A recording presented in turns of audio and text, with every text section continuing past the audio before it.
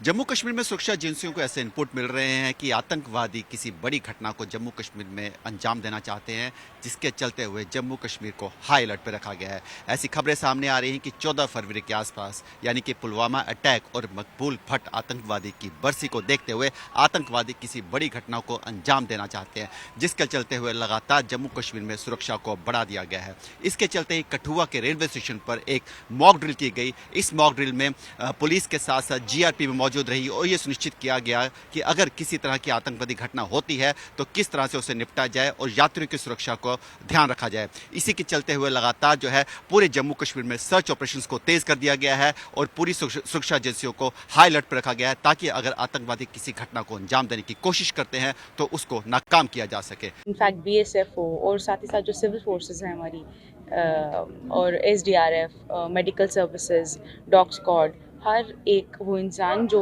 आपातकालीन सिचुएशन में जो है वो काम कर सकता है।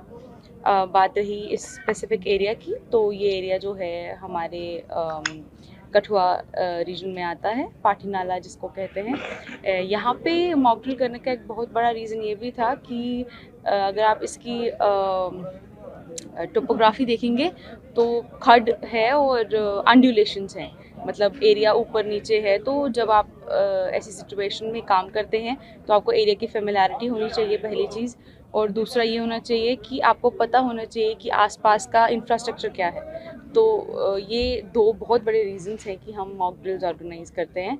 और इन जो है इंटेलिजेंस आना और ये चीज़ें होना हो रही हैं हाल फिलहाल के दिनों में, उनके ऊपर भी काम करने के लिए एक बहुत बड़ा मैसेज भी रहता है लोगों के लिए कि एक तो सतर्क है फोर्सेस, और दूसरा ये कि